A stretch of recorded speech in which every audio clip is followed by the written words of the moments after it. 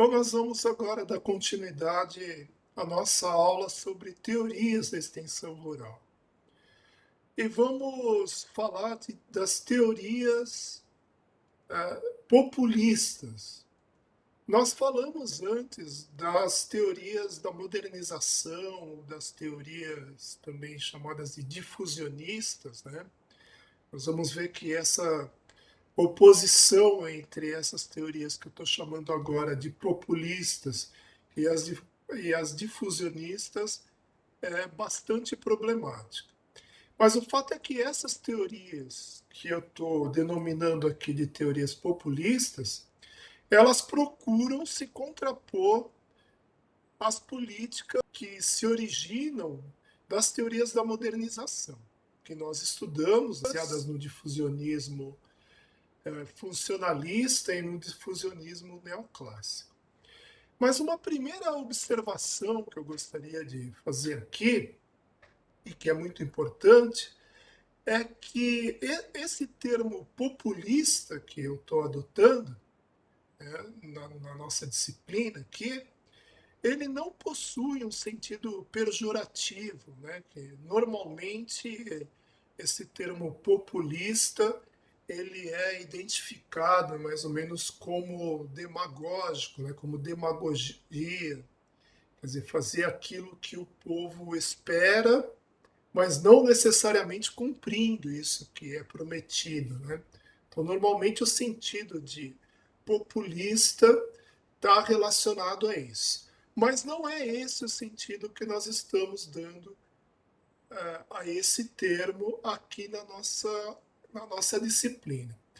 Para nós, eu vou chamar de populista porque é algo que se refere a povo, né? Aqueles que estão numa posição subordinada dentro do sistema social, que normalmente são as populações pobres, né, e grupos sociais oprimidos de maneira geral. E o que tem então de aspecto, digamos, teórico, né, mais importante nessas teorias populistas, é que nelas é dada uma grande ênfase nos aspectos comunicativos e educacionais da extensão rural. Evidentemente que eu estou falando aqui de teoria relacionada à extensão rural. E no Brasil, a origem dessas teorias é fortemente influenciada pela teologia da libertação, como ocorre em geral na América Latina. E que hoje em dia nós observamos que possui assim, fortes vínculos com reivindicações identitárias, né? Principalmente quando a gente fala da agroecologia, que nós vamos depois, mais tarde, discutir. Bom, então vamos inicialmente falar um pouco dessa teologia da libertação, né, que tem uma influência muito grande nessas teorias populistas. Essencialmente, a teologia da libertação foi um movimento que surgiu dentro da Igreja Católica, principalmente nos anos 70, né, mas antes já, né, nos anos 60, 70, que tenta trazer elementos das ciências sociais, e principalmente do marxismo, né, das ciências sociais ligadas ao marxismo, para interpretar as escrituras. Quer dizer que para esses teólogos da libertação é legítimo, né, é importante trazer esses elementos científicos até certo ponto, né, ou conceitos, categorias marxistas, pelo menos, para interpretar a Bíblia, para interpretar as Escrituras, que não é algo que não é, né, essa postura muito tranquila dentro da igreja, né? Porque para a igreja as Escrituras são muitas vezes são consideradas como suficientes para interpretar o mundo sem a necessidade de qualquer apelo aí ao conhecimento científico. Bom, outro elemento importante da teologia da libertação é que ela parte de um pressuposto de uma convergência, né, entre o cristianismo, principalmente como ele foi observado nos seus primórdios, e o marxismo. E o que é interessante é que essa convergência ela encontra um certo suporte, mesmo em declarações de Marx e Engels. Né? Engels foi um grande estudioso das religiões e tanto ele como Marx afirmam, né, que o socialismo, a proposta socialista baseada no materialismo histórico, tinha muito a ver com com o cristianismo, principalmente nos seus primeiros tempos. De maneira que a teologia da libertação, esses teólogos da libertação, então eles retomam isso de Marx, mas claro, se baseando muito mais nos preceitos do cristianismo do que propriamente nos métodos do marxismo. E uma outra característica importante dessa teologia da libertação é que ela dá uma grande ênfase ao trabalho junto à população pobre, né, em defesa de reformas sociais.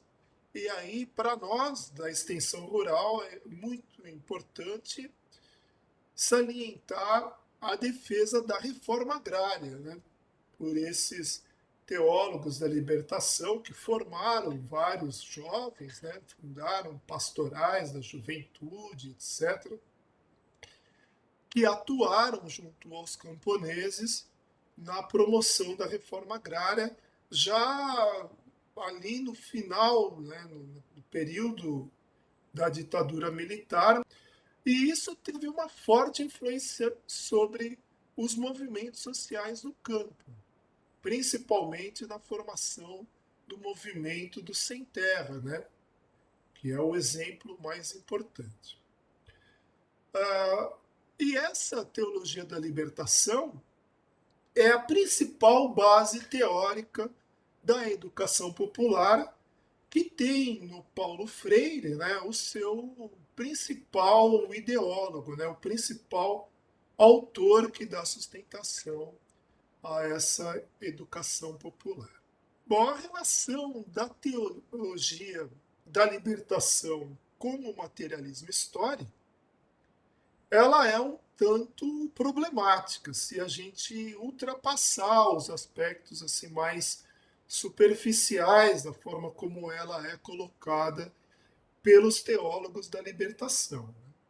Ocorre que a teologia da libertação, que é de inspiração católica, né, aliás, não, mais do que inspiração, ela assume a concepção católica, religiosa do ser humano, né, que é uma concepção idealista, que transcende a matéria, né, que coloca a natureza do ser humano como algo divino, criado por Deus, e é dessa concepção que decorrem as práticas da teologia da libertação junto às populações, né?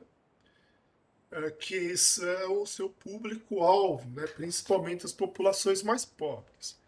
E essas práticas estão muito mais baseadas na evangelização, né? Naquela tradição evangelizadora do catolicismo, né? Que tem principalmente nos jesuítas uma expressão muito forte, e que está baseada no convencimento, né, baseado na fé, e não numa praxis, no sentido materialista histórico desse termo, né, no sentido marxista. Porque para o materialismo histórico, o ser social, o ser humano, ele é imanente à matéria, ele é formado, né, a partir das suas condições materiais. Mesmo que a sua subjetividade, que é também imanente a essas condições materiais, não seja negada, a importância da subjetividade. Mas sempre ela está relacionada às condições materiais de existência dos indivíduos que formam as classes sociais, cujo conflito, cuja luta de classes é o principal processo histórico, né, que nós observamos nas sociedades humanas. E o sentido de praxis, nesse materialismo histórico, ele, ao contrário, né, dos escritos, por exemplo, de Paulo Freire, que faz toda uma apologia da praxis, né, segundo ele, tirada do marxismo, mas que é proposta sem uma análise do capitalismo, né? Uma análise mesmo que superficial, quer dizer, a gente observa apenas na obra de Paulo Freire aquelas visões mais, as denúncias, né, mais superficiais dos problemas provocados pelo capitalismo nas sociedades, né, dos problemas mais graves, mais negativos, sem uma análise mais aprofundada, com categorias bem definidas, como faz Marx. De forma que o sentido de praxis no materialismo histórico é bastante diferente desse adotado na teologia da libertação. E que está baseado, né, numa interação entre a prática, como ação social, e a teoria, que é uma interpretação científica dessa prática. Então, é, a praxis, segundo o materialismo histórico, é essa orientação mútua, né, entre a ação social e uma teoria científica empregada para interpretá-la, mas que também deve ser vista criticamente à luz dessa própria prática. Bom, como eu falei, as teorias populistas elas vão dar origem, né, a uma série de práticas e denominações, né, de escolas na educação, na extensão rural, mas sem dúvida a educação popular ela é a principal na relação com a extensão rural. E na verdade, o que nós observamos é que essas contradições, né, da teologia da libertação e o materialismo histórico, no final das contas, faz com que essas teorias populistas elas se apoiem muito mais num difusionismo que é baseado em valores cristãos do que propriamente no marxismo, como elas pretendem muitas vezes ser. Nesse sentido, também elas não permitem a superação das teorias da modernização propriamente. E elas se contrapõem a elas muito mais num nível ideológico, né? Um nível ainda bastante superficial no plano das ideias, com base em uma opção pelos pobres, né? Que por sua vez é baseada em valores cristãos, do que propriamente a partir de uma análise da realidade agrária. E nesse sentido, essas teorias populistas não permitem um rompimento com essa concepção dual da agricultura protagonizada pelas teorias da modernização, que fazem essa oposição, né? Dual vem de dois, né?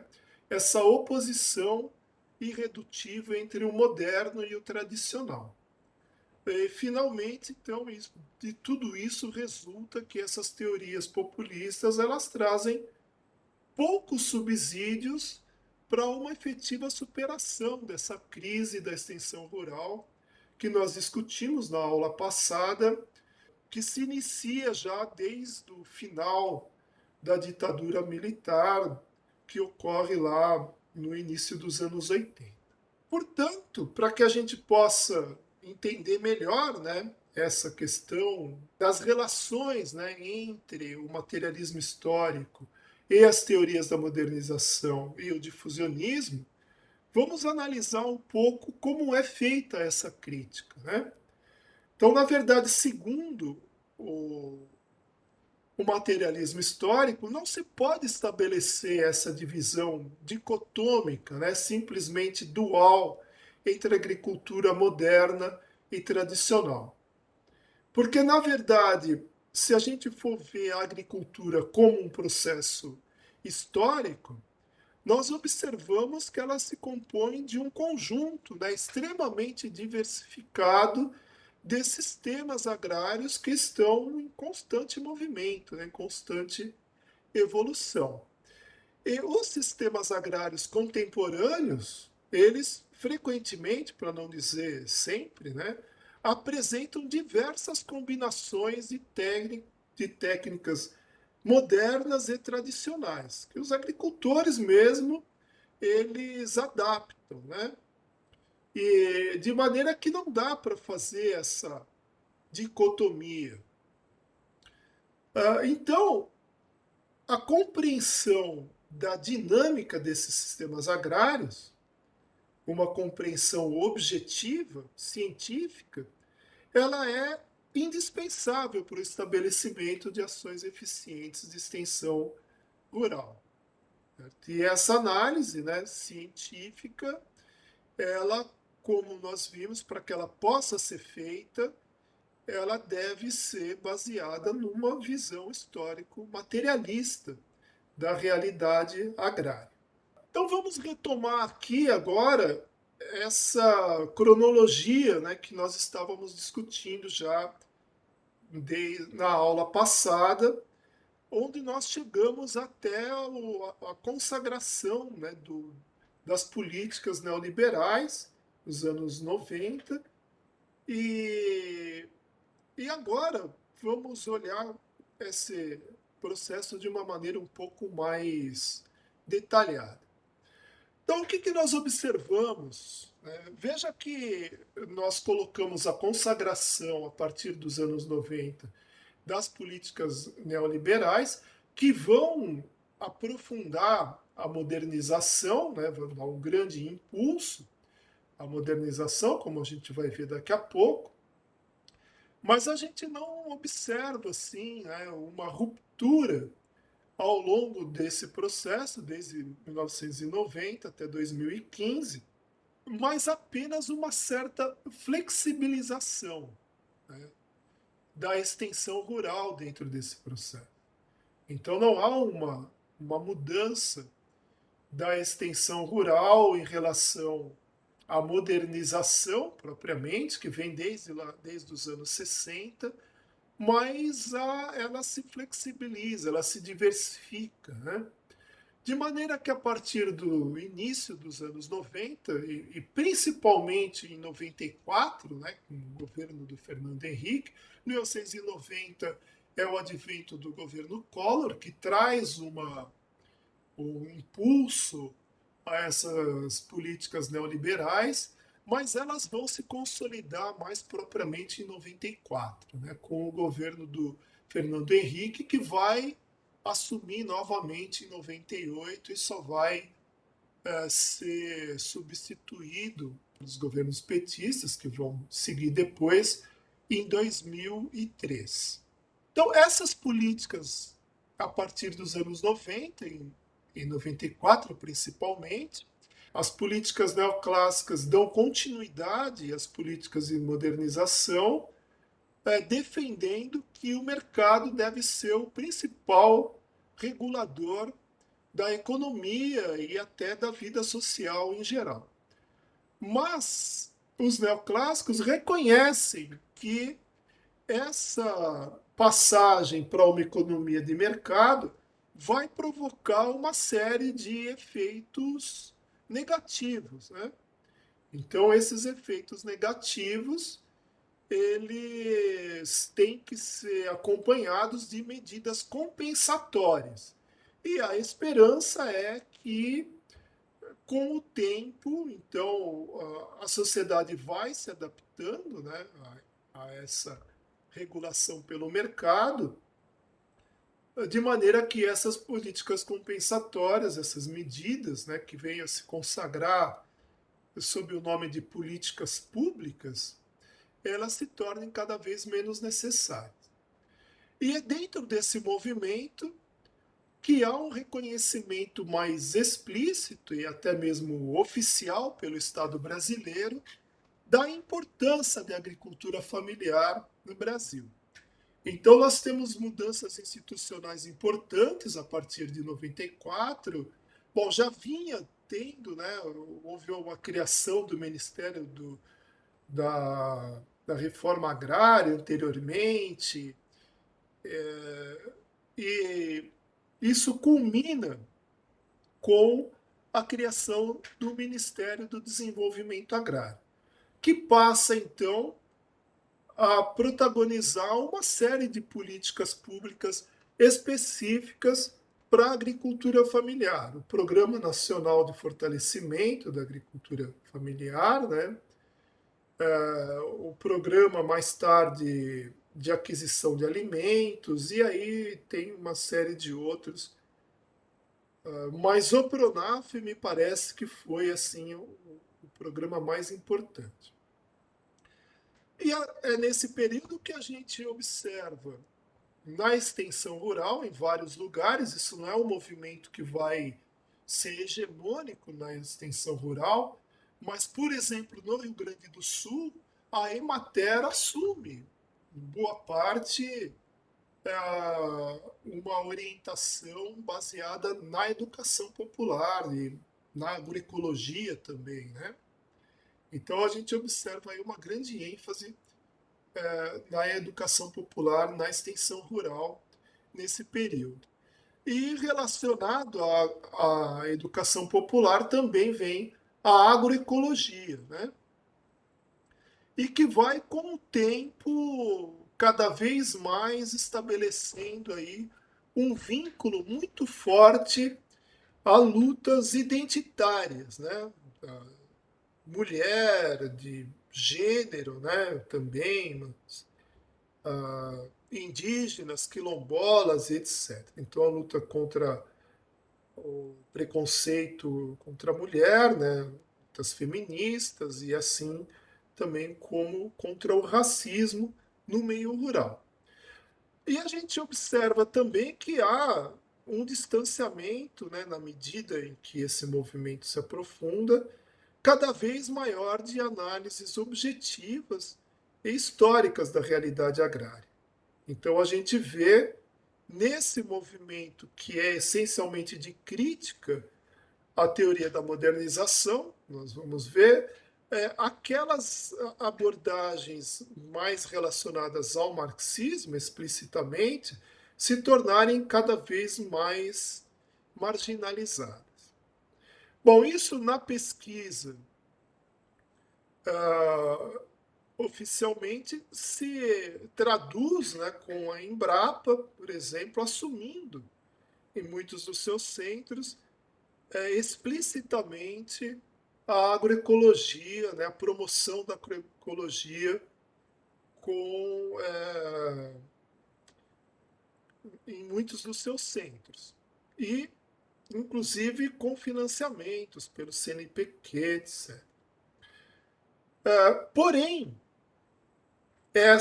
todo esse movimento, como nós observamos anteriormente, eles não permitem uma efetiva superação das teorias da modernização e do difusionismo. E mais ainda, né, essas políticas de flexibilização da extensão rural, elas se estendem muito pouco ou trazem, né, uma reflexão muito insuficiente sobre as mudanças estruturais necessárias, né? Então, são políticas que assumidamente não têm uma pretensão de mudanças estruturais como a reforma agrária, que nós vamos depois discutir com mais detalhes. Bom, é importante também nós colocarmos dentro desse período, que vai de 1990, né, até 2015, 2016, aí, que tem continuidade hoje, mas dentro de um contexto político diferente. Né? Nós vamos ver que a partir de 2017, principalmente, há uma mudança das políticas, né, da ação do Estado. Mas é importante que a gente veja essas questões de ordem ideológica, né? E como que o agronegócio, ele nessa época, ele consolida a sua hegemonia ideológica dentro do Estado brasileiro e dentro da própria sociedade brasileira. O que nós observamos é um grande movimento da burguesia rural nos anos 80, nos anos 90, né, início dos anos 90, que vai culminar com a criação da Associação Brasileira do Agronegócio, né, que foi colocado aqui, e que vai consagrar a supremacia ideológica dentro da burguesia rural de uma ala modernizadora, né, em relação a uma ala que pode ser considerada mais conservadora. O que significa isso, né? Que esses setores modernizadores, o que eles são? São aqueles setores que davam muito mais ênfase, passaram a dar mais ênfase a argumentos econômicos na defesa da grande propriedade, na defesa da estrutura social do campo, em detrimento de argumentos jurídicos e morais que eram os principais empregados pela burguesia rural até então. Então, a defesa da propriedade, né, da propriedade privada, da família e da religião, elas vinham juntos, né, na, pela burguesia rural. Até então. Então, a gente viu lá nos anos 80, né, o movimento de tradição, família e propriedade. Eu me lembro, na época, o pessoal saía de motos, existiam umas roupas pretas, assim, e, bom, fazia uma grande propaganda. E a defesa era uma defesa bastante conservadora, né, reacionária mesmo, da propriedade privada, vinculando a propriedade privada à defesa da família, da religião, dos valores cristãos mais tradicionais, né? E se contrapôs, então, a essa posição ideológica reacionária, uma posição que se pretende mais modernizadora, né? Que prega reformas na sociedade, evidentemente reformas que favorizam o mercado capitalista. Né?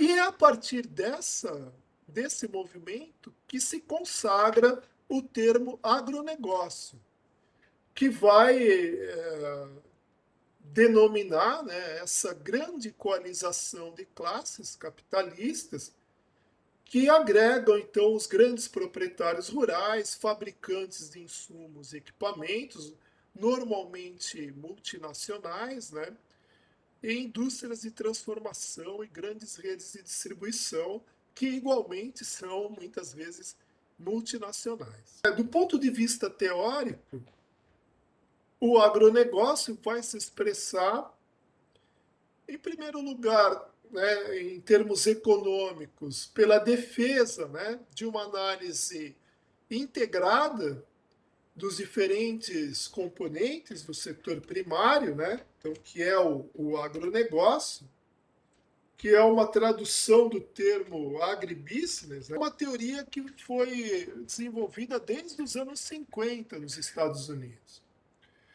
E do ponto de vista sociológico, então, a defesa de que a agricultura ela é, sobretudo, né, principalmente, grandemente, um negócio. Né? Então, do ponto de vista sociológico, a agricultura é um negócio, independentemente das relações sociais, de forma que todos os agricultores podem ser considerados como empresários. E vem daí, então, essa ênfase, né, no empreendedorismo, na capacidade dos agricultores, ou seja, a noção de que a situação dos agricultores pobres, né, ela é de responsabilidade dos próprios agricultores e não da estrutura social. Bom, em contraposição a essa hegemonia do agronegócio, normalmente se coloca, né, a agricultura familiar.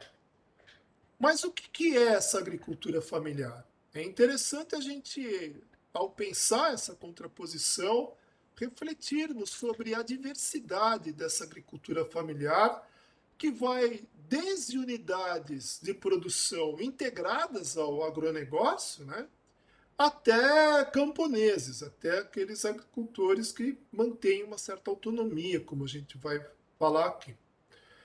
Então, essa agricultura familiar integrada ao agronegócio, por exemplo, é aquela que se dedica à produção especializada, né, de aves e suínos, né, altamente dependente de insumos, equipamentos de origem industrial, aonde as empresas integradoras definem estritamente como que os agricultores devem produzir.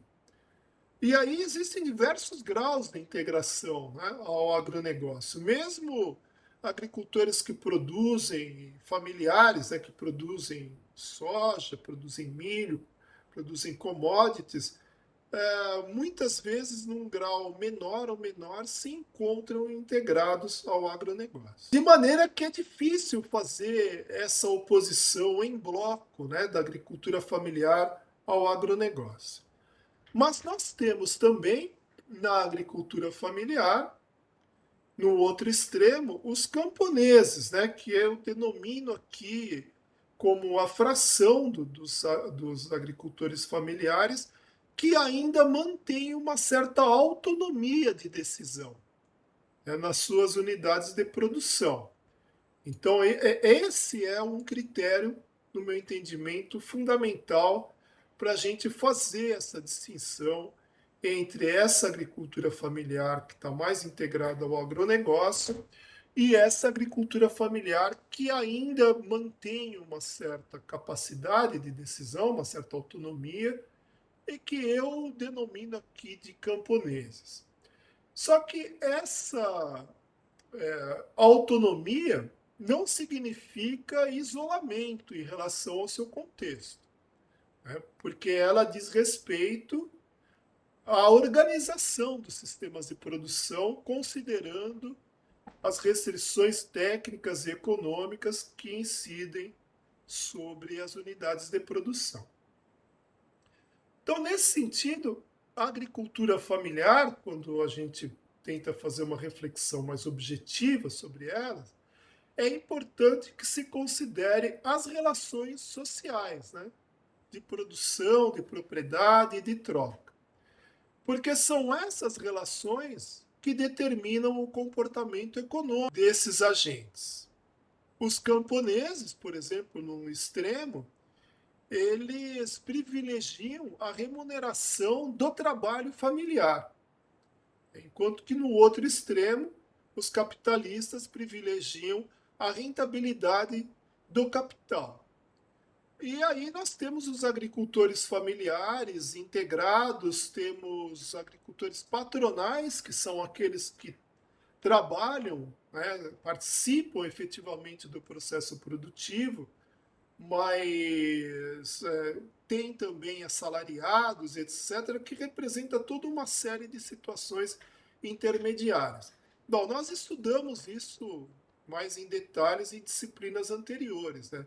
Principalmente em fundamentos econômicos para análise de sistemas de produção, que eu recomendo, inclusive, que vocês deem uma rememorada lá naquela apostila, né, que hoje já foi, inclusive, bastante aperfeiçoada e que está disponível lá na minha página.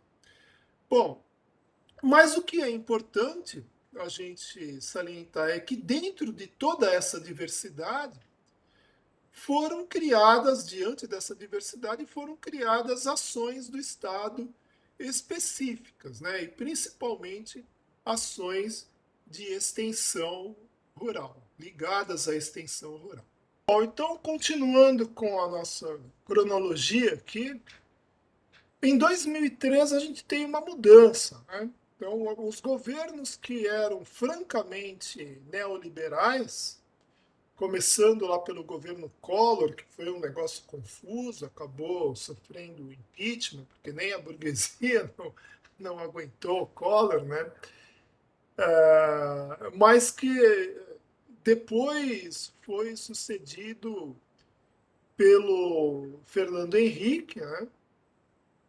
Após aquele período ali com o Itamar Franco, que substituiu o Collor, terminou o mandato, e o Fernando Henrique, que concebeu o Plano Real, que acabou conseguindo diminuir a inflação, né, drasticamente.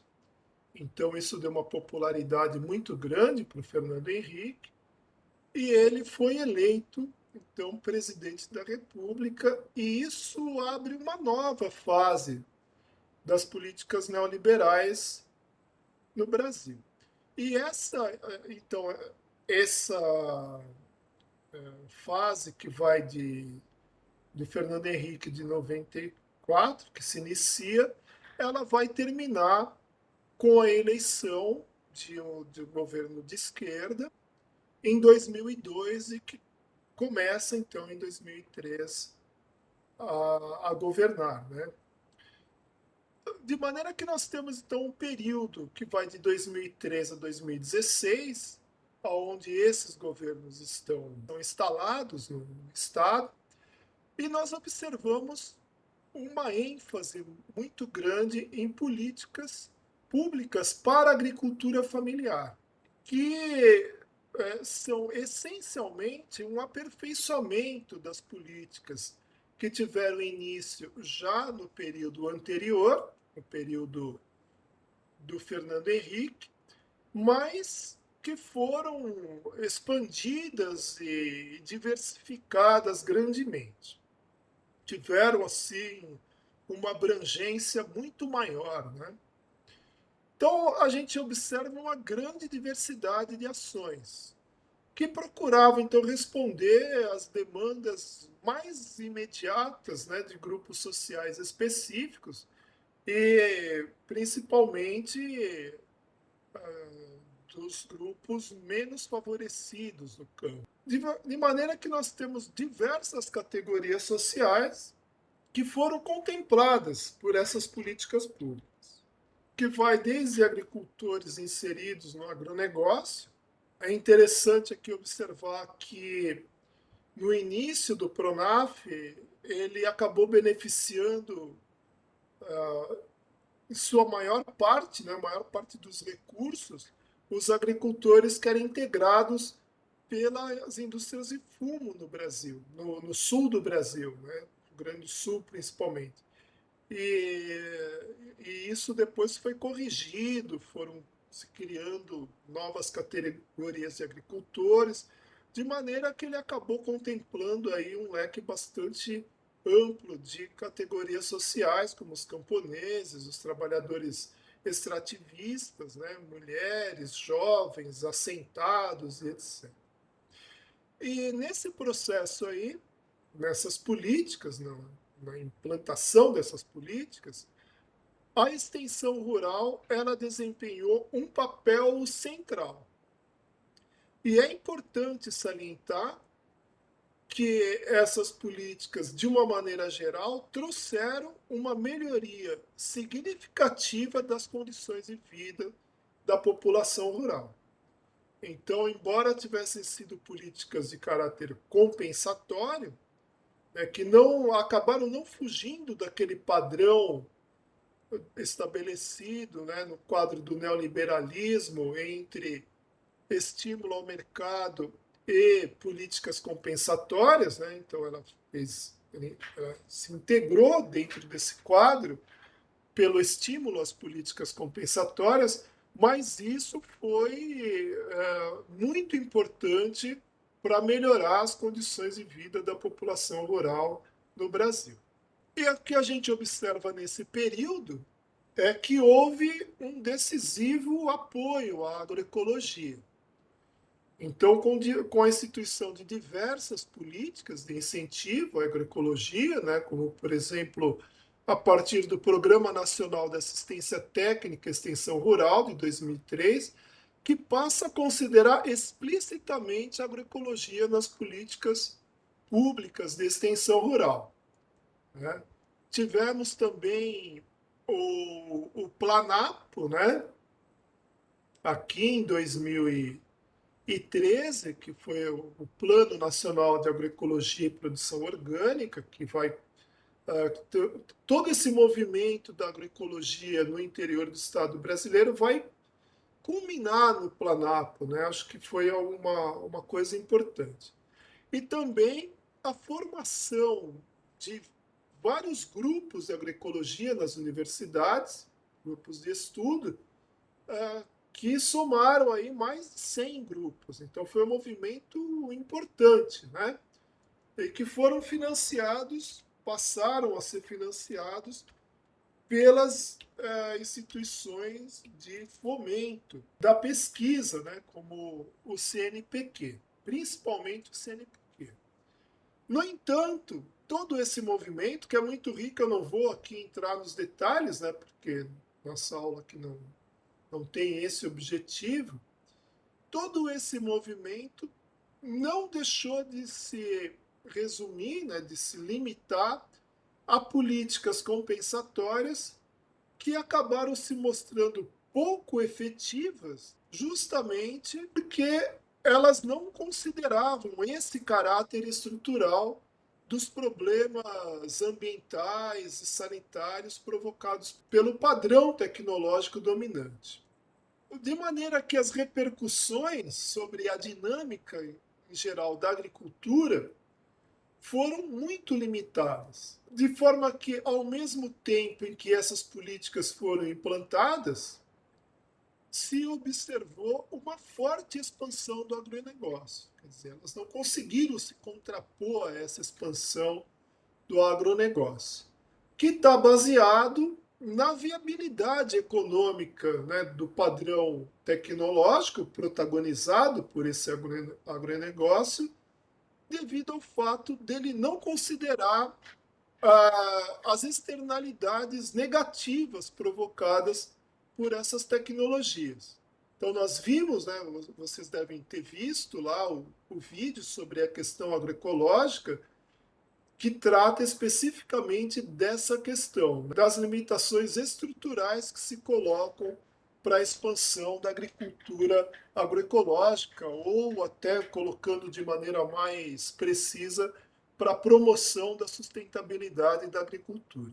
De maneira que essa falta, né, de visão estrutural, ela vai também impedir, vai dificultar e vai fazer com que não surja um projeto alternativo global para a agricultura brasileira, a partir de todo esse movimento de apoio à agricultura familiar e de estímulo também à agroecologia que se observou nesse período.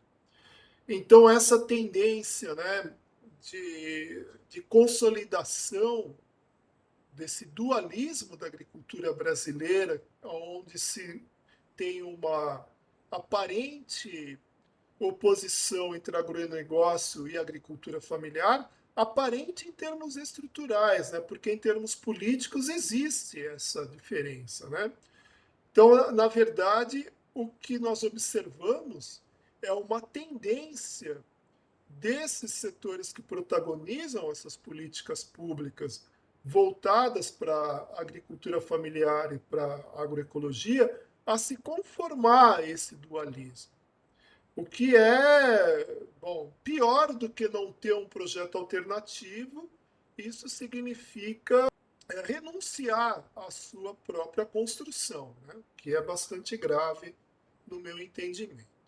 Então, só para a gente concluir esse período, de 2003 a 2016, né, caracterizado aí por essas políticas públicas para a agricultura familiar e para a agroecologia, vamos ver como é que ficaram as políticas estruturais. E aqui eu coloco um ponto de interrogação, porque até mesmo essa noção de política estrutural e de que a sociedade, né, ela tem a sua dinâmica definida a partir de uma estrutura social, é essas noções ficaram muito diluídas, né, no debate sobre a agricultura e muitas vezes até explicitamente rejeitadas, né, por muita gente aí que fala que não, isso é coisa do marxismo, que está ultrapassado e etc.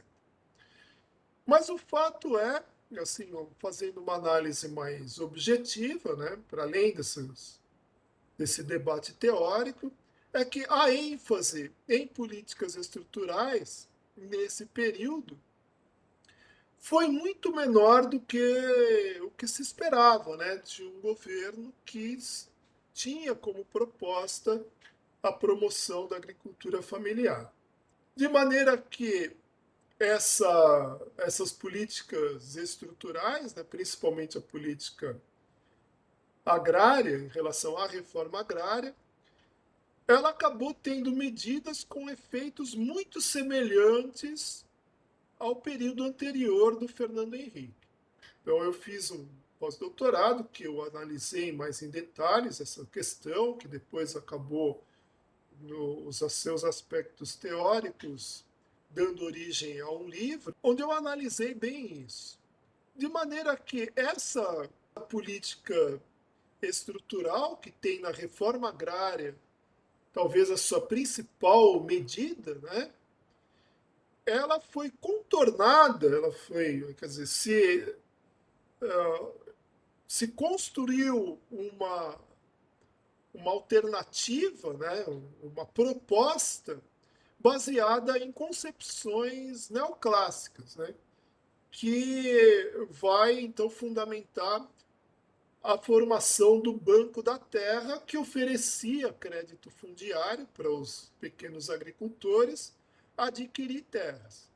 Então, essa é uma proposta de reforma agrária de mercado que foi muito protagonizada, inclusive, pelo Banco Mundial, com créditos, né, fartos aí oferecidos por esse banco, dos quais o Brasil veio também a se beneficiar.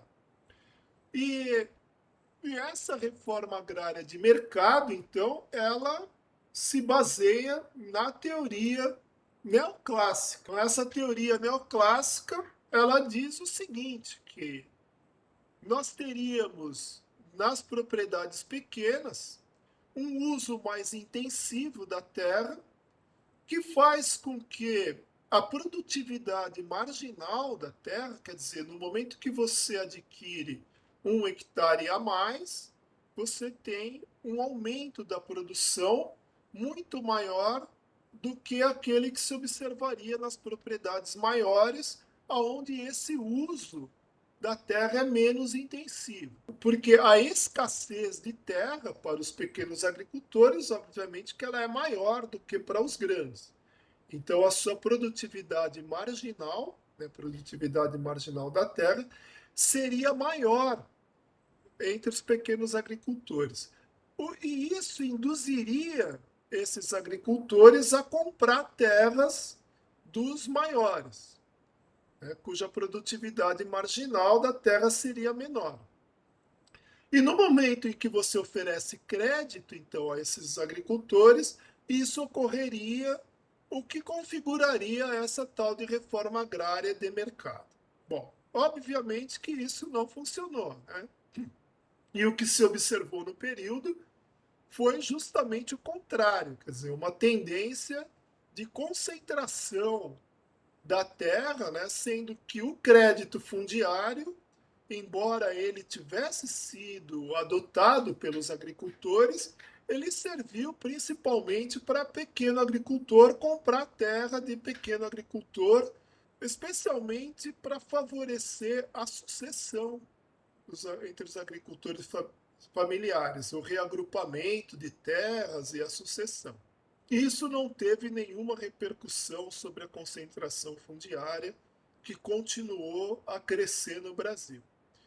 E esses processos de concentração fundiária são facilmente observáveis quando a gente faz análise de sistemas agrários, análises objetivas, né, científicas, com uma observação direta da realidade agrária, onde a gente observa que os processos de acumulação desigual, então isso nós já vimos, né, na nossa disciplina, eles invariavelmente levam a essa concentração fundiária. Então, esses processos que a gente observa quase sempre na dinâmica dos sistemas agrários contemporâneos, mesmo quando ela é considerada em nível regional. Bom, em relação a essas políticas agrárias, também quero salientar aqui que aquela questão agroecológica, né, que foi objeto de um vídeo anterior, que também coloca a agroecologia, né, mais explicitamente dentro do quadro dessas condições estruturais para a mudança da agricultura brasileira. Então, isso é totalmente ignorado, né, nesse período. Então, não se, na verdade, o que a gente propõe, né, como vocês devem ter visto naquele vídeo, é que nós não temos assim uma agroecologia já definida, né, um padrão tecnológico que se chama agroecologia definido, mas que nós temos uma questão agroecológica que se insere dentro de um processo histórico a partir do qual vai se construir um projeto alternativo agroecológico, que nós podemos denominá-lo assim. E, e essa questão agroecológica, ela conjuga a questão agrária relativa à reforma agrária com a questão ambiental e sanitária. E a gente vê, não observa assim, nenhuma pretensão, nenhuma ação de construção de um projeto alternativo considerando objetivamente essa questão agroecológica. Então, bom, isso aí vocês viram lá no vídeo e eu recomendo fortemente que vocês vão lá no canal, né?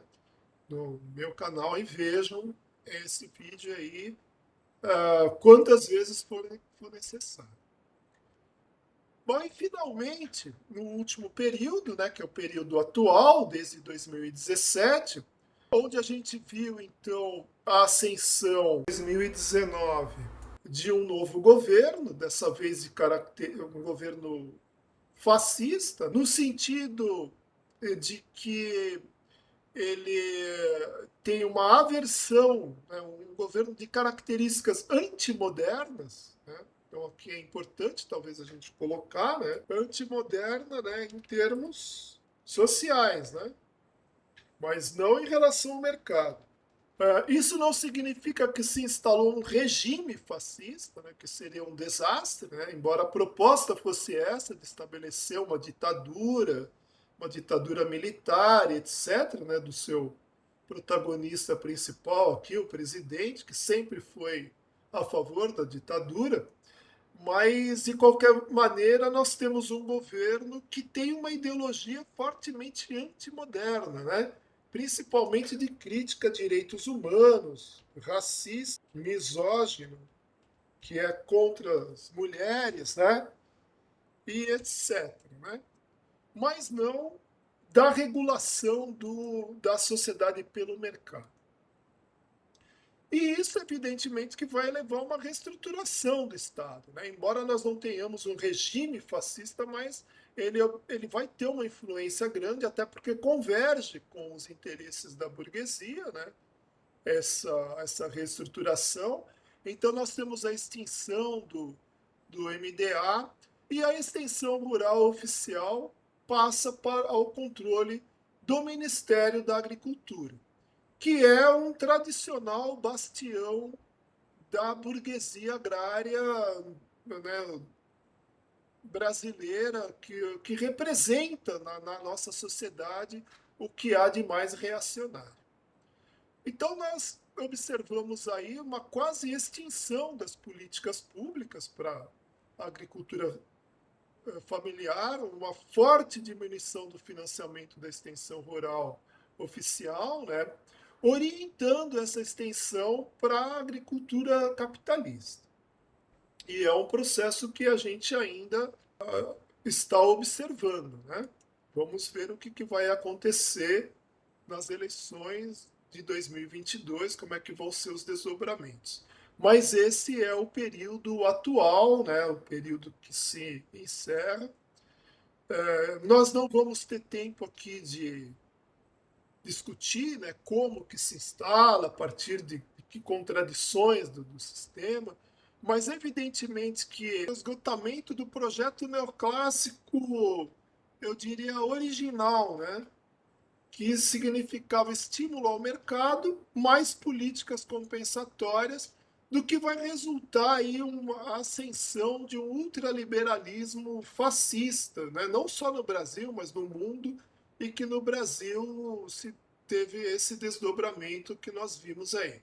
Então nós não vamos poder entrar nisso aqui, mas só para deixar, né, o que vai acontecer, quer dizer, nós temos um movimento de fundo nas sociedades capitalistas que, mais uma vez, é largamente negligenciado pelos protagonistas aí das políticas familiares, da agroecologia. Então, vamos concluir. O que nós observamos? Que há uma diferença essencial entre difusionismo e ações de extensão baseadas em análises objetivas da realidade. Então, qualquer análise objetiva não pode partir do pressuposto de que temos que difundir simplesmente tecnologia para poder promover o desenvolvimento rural. E que essas teorias populistas, né, elas ofereceram uma oposição que foi meramente ideológica à modernização e que acabou não conseguindo superar esse difusionismo que caracterizaram essas teorias da modernização, né, o que nós estudamos, o difusionismo funcionalista e o difusionismo neoclássico. Então, isso mostra, né, que a difusão de técnicas tradicionais, o apoio a populações também consideradas tradicionais, é insuficiente para a promoção de um desenvolvimento rural sustentável. E que para fazer isso nós precisamos de análises objetivas da agricultura e que essas análises, de acordo com o que a gente vem discutindo na disciplina, devem ser feitas, só podem ser feitas a partir do materialismo histórico. Então, a questão que se coloca é como fazer, né, essa análise objetiva da agricultura com base no materialismo histórico. E aí nós entramos, então, na discussão da análise da dinâmica de sistemas agrários, também denominada muitas vezes de análise diagnóstico de sistemas agrários, que é o que nós vamos discutir na sequência da disciplina.